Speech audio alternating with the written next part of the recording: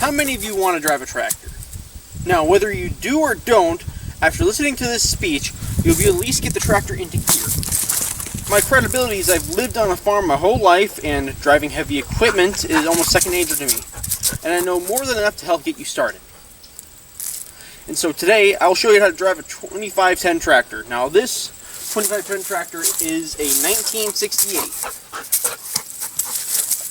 Oh wait, don't mind the dog.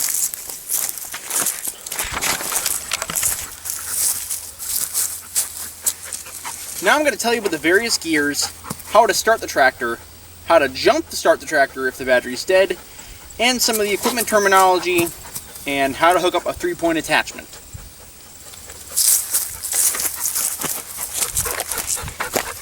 Now, the first main point, gears. I'm going to discuss the various gears needed to drive the tractor. Currently, it's in park. Now, if you want to change gears, you need to put your foot on the clutch, or the neutral, and then move it down, over, up. Now we're in first gear. And if we move this down, all the way down here, we are in reverse. I will demonstrate this by driving this a bit later on in the video. Now that I've explained the gears, I will now explain how to start the tractor and how to jump start the tractor.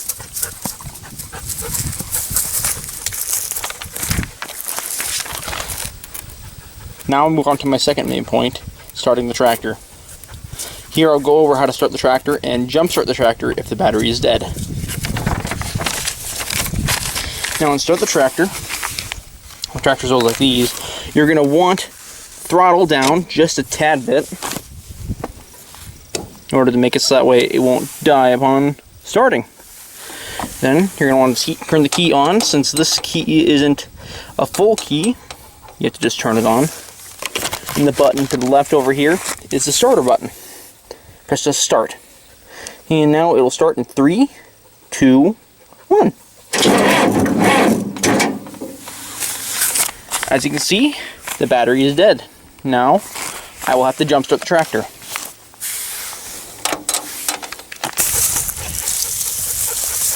Okay, your battery is dead.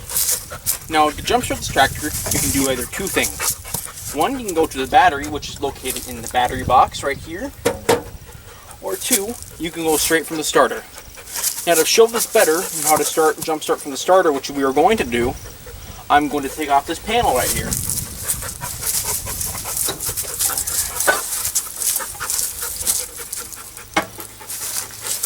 Once the panel off, you can see the starter right here.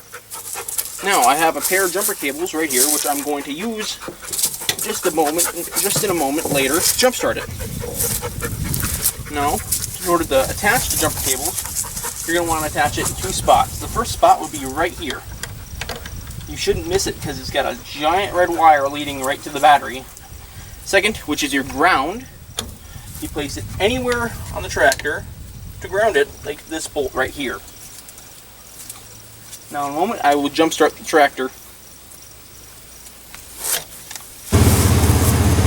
Now I'm going to attach the jumper cables. Let me adjust this a bit more. Now I'm going to attach the jumper cables. They are currently hooked up to a truck you hear in the background.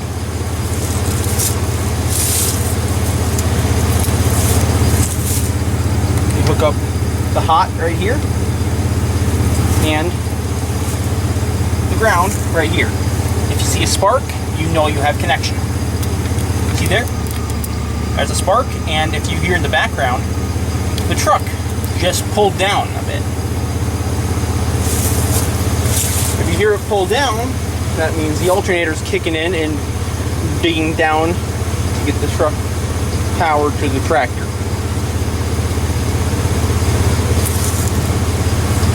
Now we're going to give it a minute to let it warm up a little, and then we'll try starting it. Now I'm going to be starting the tractor after giving it about 5 minutes to warm the battery up.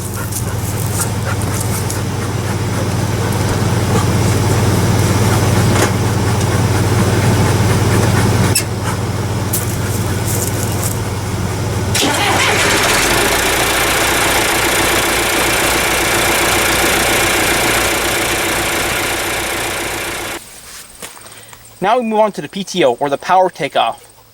The PTO can be used to power multiple things, from the manure spreader, to the silage blower, to a snow blower, all the way to the brush cutter. Now, what goes on to PTO would be this. This right here is an example. It's a tad bit rusted, but this would go on to the PTO. And it would spin, powering anything that it would be attached to. Now, we don't have anything here that I can hook up to it to show how it works, so this will have to work for an example. Now, in order to turn the PTO on, you have to move this right here. This is what turns the PTO on and off. Now this is on, and this is off. Another piece that is very important to the tractor is the brake. Right here is the brake. The brake can be sectioned into two different sides, left and right. This right brake controls the right wheel. And if you press on the right brake, the right wheel will stay and the left wheel will stay in motion. The right wheel will stop, the left wheel will stay in motion. Same applies if you hit the left brake. The left wheel will stop, the right wheel will stay in motion. Unfortunately, I can't demo hooking up to the back of the blade, mainly because I do not have a skid loader here in order to help me push it up. And I would rather not hurt myself, so I will instead demo how the brakes work and the different speeds of the tractor.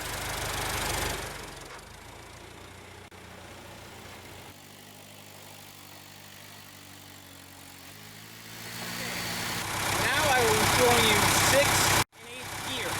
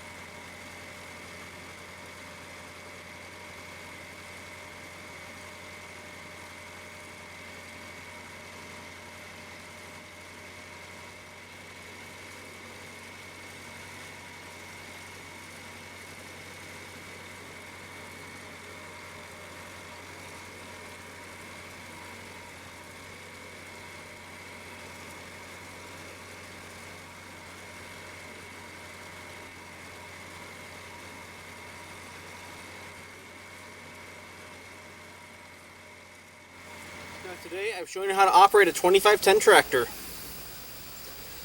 I've told you about the equipment, how to start the tractor, how to jump start the tractor, the moving parts of the tractor, and now hopefully you know how to operate a 2510 tractor.